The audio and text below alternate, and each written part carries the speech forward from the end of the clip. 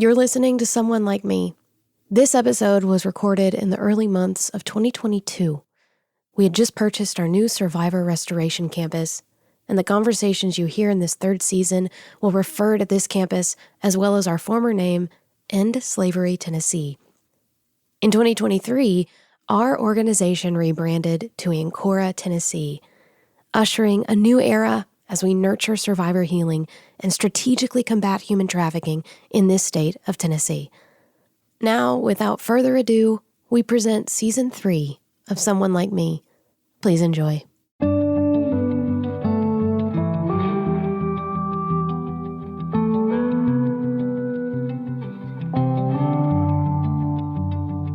This is Someone Like Me, the official podcast of AncoraTN, formerly known as End Slavery Tennessee. I'm Leslie, the host, and this podcast helps you learn more about the ways AncoraTN is combating human trafficking in our state. We take a holistic approach to survivor care. This not only addresses the immediate needs like housing, food, clothing, and medical care, but it includes the cultivation of long-term skills beyond survival and towards sustainable thriving and growth. AncoraTN is developing a research-based program to more effectively support this process. It's one of the first professional therapeutic programs in the U.S. specifically designed to meet the unique needs for the layered and complex trauma survivors experience. The program is called Intensive Outpatient Programming, IOP for short. Along with the intensive case management provided by care coordinators, this IOP empowers survivors to manage a variety of life skills. One such skill is financial literacy. How to interact with money, how to have a healthy approach to spending and saving, how to budget. Of course, all of this supports our survivors along their journey towards sustainable healing. In this episode, Stacy and I are joined by Marissa Skinner, Community Response Specialist at AncoraTN, in a conversation about how she's developing the Intensive Outpatient Program. And to help illustrate an issue this program addresses, Savanah Cleveland, a financial literacy coach and AncoraTN volunteer, discusses a trauma-informed approach to financial literacy.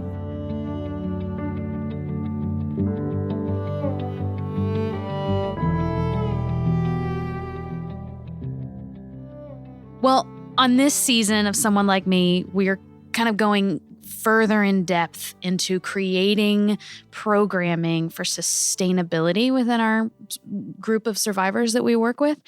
And this restoration campus that we're on right now, that we record all of these episodes in, this beautiful space, is really setting us up well to do that. So we don't only work with emergency care, which is very important, but one of our goals is to help survivors have a sustainable growth throughout the rest of their life and thriving. And part of that is being hands-on for a long time.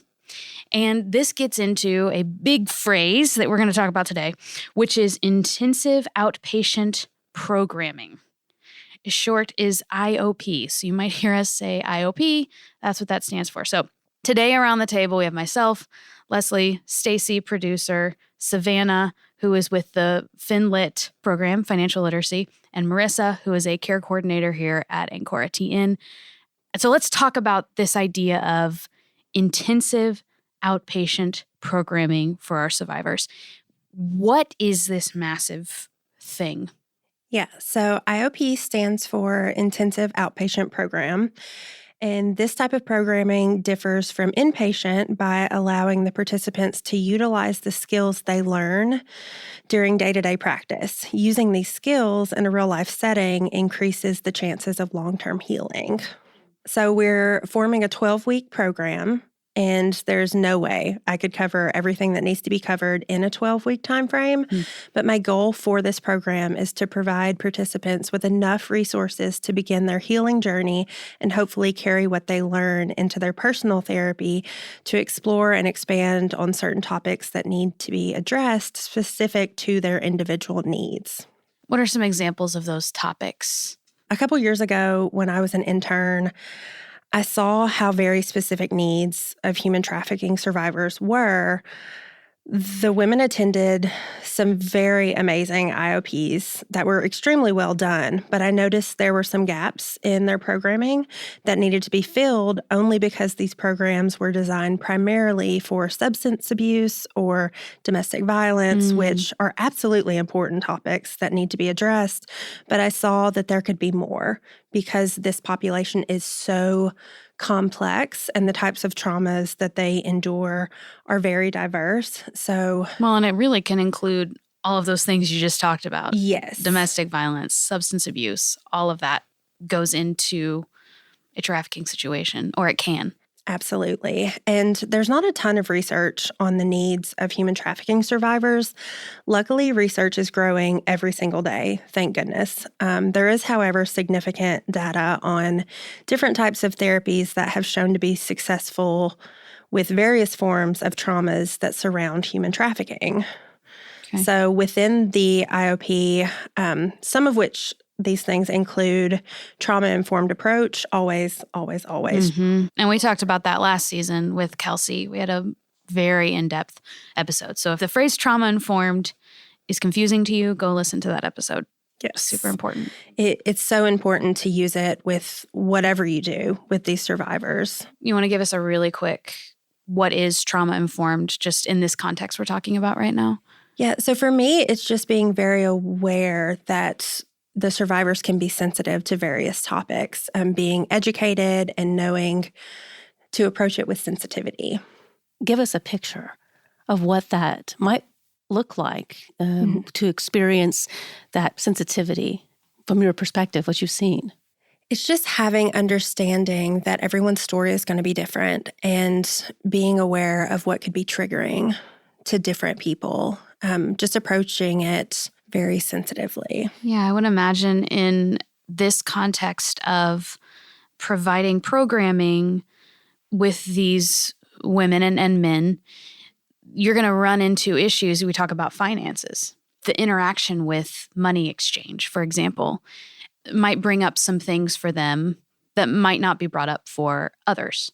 And for each person, that's going to be different. Each person's experience is different. But in the process of healing and in the process of learning safe and sustainable and stability, I imagine there would be a lot of pitfalls with learning about how to reintegrate in society in a way that isn't the way they've done it before. Right. And just breaking up the routine of what they're used to and what they've known in the past and reintroducing healthy coping skills and just reframing what life looks like outside of being trafficked is really important in their healing. So this 12-week program is new to what Ancora is doing, but it feels like there are a lot of building blocks within it that we've been doing for a long time. So what have we been doing that speaks to this need? And then what is being built that's new within it? So we've done quite a bit of programming. Honestly, up to this point, we've seen the needs of survivors. If we see maybe they need a boundaries group, we'll do a boundaries group with them, or relationships, communication. It's kind of been a needs-based situation, but now I'm wanting to incorporate everything that I've seen personally and that research has shown with this population and just incorporating it into a 12-week program so that they have all of those resources. Like I said before, there's no way we could do this for 12 years and it not cover everything they need it to cover. But I hope that they can gain a solid support of what they need for ongoing healing long-term. At what point in their healing journey would they ideally enter into this 12-week program? So first priority is we have to make sure they have housing and they're in a safe place. But what I believe is going to happen is once they have housing, they're going to go immediately into IOP. Yeah, this is also new. I know. You're literally building it. This morning, there was a whole training for it. And we're still trying to figure out what that's going to look like. But as far as I know right now, we're going to get them in housing and then we're going to get them right into the IOP. And housing is a huge theme in this season that we're talking about, especially with the new vision to have residential programming here, a 2-year residential program within Ancora, eventual housing on the property. So this just kind of seems like a program that is being built to come alongside that. Right. Marissa, I think I remember hearing that you did some research on this when you were in school.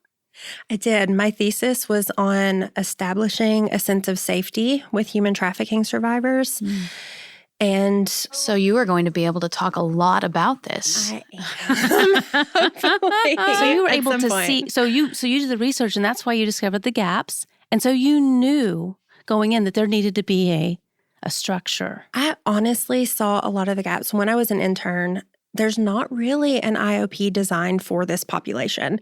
Like I said before, it's either for substance use or domestic violence, but there were a lot of things that were missing. As an intern, as a student, I was like, oh, they should talk about this, or maybe this would benefit them. So I saw the need even before I started researching. And then when I was doing the research, I noticed, man, there's not really any data on what this population needs. So a lot of it was just on my experience and what I saw. What are some examples of those things? So, for example, healthy sexuality is an extremely important component of healing that I've never seen. I personally have never seen, and it may be done, but I've never seen it done in an intensive outpatient program.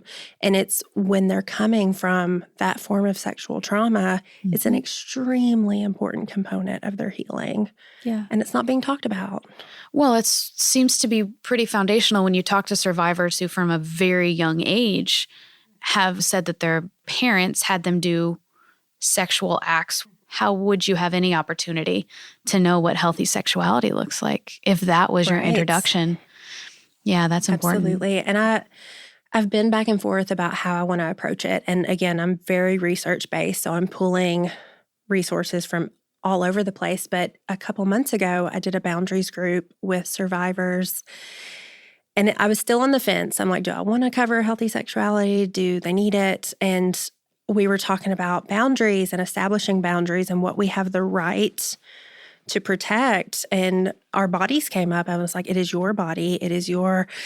And I had a survivor just stop and look at me, and I could tell I needed to slow down. And she said, I had no idea that my body belonged to me. And I was like, okay, yeah, no, this needs to be talked about. That needs to be a part of this program. It's so important. I mean, consent and understanding that they have that. And wow, it's just remarkable to think that that has not been front and center. I think our culture doesn't understand very well how to manage sexuality in a healthy way. And so maybe we're just as a culture needing to make that shift. And you're beginning that process with what you're doing. Yeah. I hope so. Well, another piece of this puzzle is the financial part of it. Teaching finances, teaching how to spend money, all these things. Financial literacy is the phrase we're talking about here. We have Savanah here. Savanah, tell us, how are you interacting with Ancora from a financial literacy perspective? Yeah, absolutely. So I had the pleasure of meeting the Ancora team last year, I believe. And it was a really serendipitous opportunity through some other things that I was doing. Came across Stacy through this piece. And it's funny, the first time I met Stacy after the meeting with the team, I asked her, I was like, I know we're in a pandemic. Would you feel safe if I hugged you? I just feel so connected. Can we hug? And of course, Stacy was like, absolutely. Bring it in. And so that was the start of our friendship. And through that, I went to Stacy's house for coffee one morning to pack up some goodie bags for an Ancora event then in Slavery, Tennessee. And we were making those packages and talking about financial literacy. And my background in financial literacy through the Peace Corps, I had taught in Colombia, South America for a number of years. And I was asking, what does that look like? How do they struggle potentially with financial? I mean, everybody struggles with it. I mean, I struggle with it, and I have a really strong foundational background. And so what does it look like if you've never been introduced to basic concepts of saving or how much things cost? What what we need, Yeah. right? Yep. And so through these conversations, we started identifying, and I came in as a volunteer thinking about starting my own consulting business in this space because it's just such a big passion of mine is this financial literacy piece and how we can integrate that into this IOP program, because it is a big piece of healing and it is a big piece of my money is mine, right? Like I have the opportunity to spend it how I wish. And with the way that introductory jobs are in today's society, it can be really hard to manage housing and food and all of these pieces that maybe we've never had the exposure to before. So it's a lot of understanding and being trauma-informed and learning from the Ancora team of what does it mean to be trauma-informed. It's a new space for me. So understanding when we take financial literacy into this space, how do we need to address it? What are the steps back we need to take to really identify where the foundation needs to be laid to make a more stable house? I want to say something because it reminded me, both of you said, Marissa and Savanah, you said it's my body, and you said it's my money. Mm-hmm. And that's what they're coming out of and having to manage, kind of figuring out what it's like to not hear the opposite message. Yeah, it is my body. It is my money. And I have agency with that. Right. And ownership and agency, I think oftentimes are these pieces of our privilege that we don't always recognize, right? And so to be able to introduce for the first time to someone in their 20s or 30s the idea of ownership and agency, and especially as a woman, right, talking about these things and identifying them, though of course it's a problem for men as well, but just being a woman myself, identifying and helping others identify that ownership and agency is just awesome and critical. And I've noticed that it's such a foreign concept to most of them. They don't realize it's their body. They don't realize it's their money. And something that has been extremely rewarding for me is watching them grow and learn that it is theirs. And just seeing that empowerment take over, that, no, this is my life and I'm going to take control of it.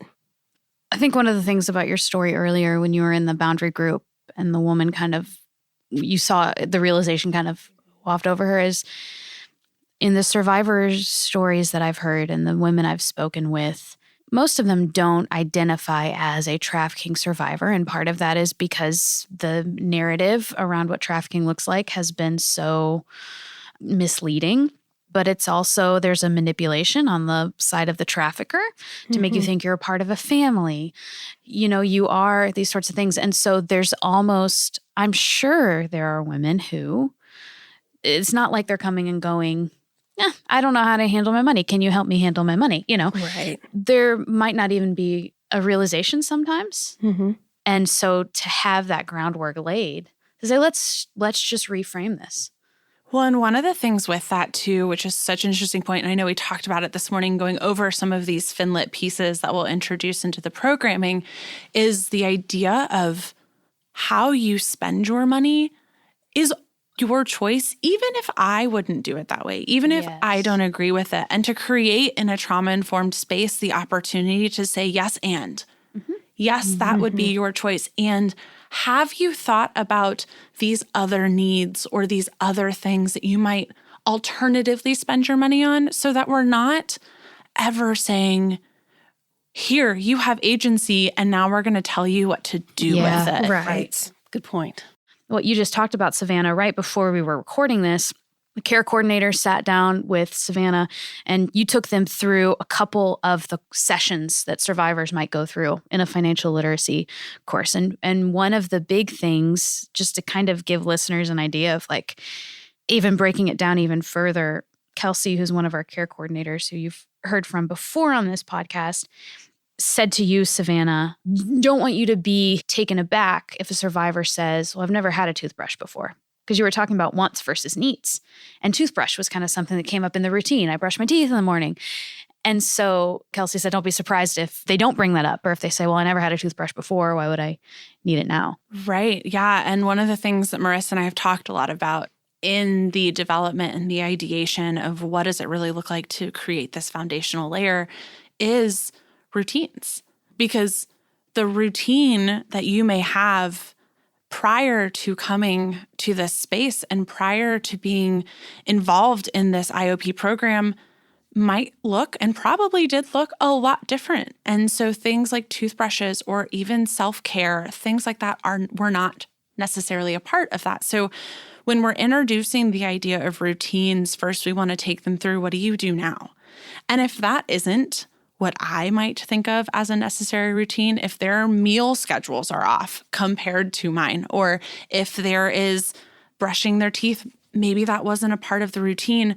My goal is to identify, what do you need to complete your routine now where you feel safe? And then work along with this IOP program that's introducing different routines, washing your face, breakfast, lunch, and dinner, right? All of these things that we would consider normalcy for us that may not necessarily be that same space. And then saying, okay, if a toothbrush isn't a need for you, okay, your choice. Again, your choice on how you spend your money, ownership and agency. And when we don't do certain things, here are the consequences of that. Poor dental hygiene, bad breath. Like maybe if we introduce a toothbrush, here's other pieces of life that are changed because of these little changes in spending habits, because we identify, oh, wait, this might be a need now. This might change. This could shift. And life shifts, y'all. Like, when is anything ever the same? Yeah. I mean, hello, the global pandemic. And so, like, when we have our routines dramatically shift like this, we all experienced a dramatic routine shift in the last couple of years. And that's what's going on in a lot of these lives every day, right? Yeah. Is these routine shifts. And we have to think about that too, how uncomfortable it has been for us to shift our routines. It's that and then some for them, because that's all they know. And it's empowering to say to these women, hey, let's explore changing your routine or keeping it the same, but enhancing it and making it more stable, and so that you feel empowered. Right. And a lot of trauma-informed care is meeting the clients where they're at and having the understanding that what's normal for us it may be completely different for them. I've come in contact with it a couple times that they don't even know how to start a routine. All they know is waking up, tricking all day, and then that's it. So just a wake up, wash your face, brush your teeth, just reintegrating basic needs like that have been very foreign to them. So understanding where they're at, where they're coming from, and being very delicate about how you introduce that is very important. Well, and the trauma has impacted their ability to focus on those things as well. So they have to kind of build new passageways in their brain for building those routines. And as you do that, right, you're building more capacity for not just the routine there, but the routine ultimately to sustain a job and sustain a different type of life. But their brains have to have those new passages. And so it's, if you're not attuned to the mental health consequences of some of that trauma, it really doesn't compute. But if you are understanding of how much your brain has to relearn, I think it makes these simple things extremely valuable and capacity building. Well, and I mean, think about how our routines in our daily life started. When we were little, more than likely, our parents said, don't forget to brush your teeth.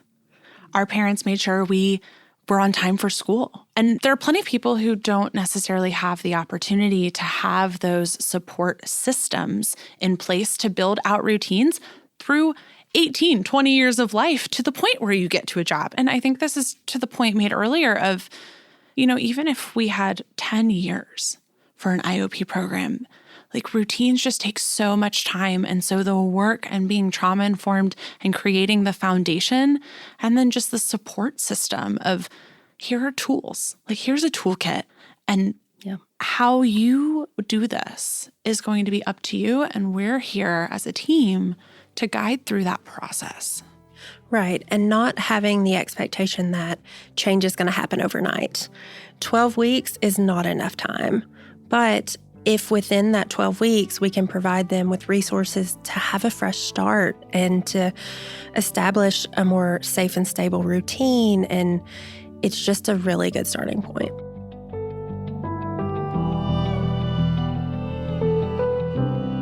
We'd like to thank Junior League of Nashville for being a community awareness partner with Someone Like Me. Our producers are Stacey Elliott, Caitlin Reed, and myself, Leslie Eiler Thompson. In addition to being a producer, Clara Bittigary Curtis is our engineer, and she is assisted by Selena De La Cruz. Special thanks to our intern, Riley Herman. The original music you hear is by Zach and Maggie White.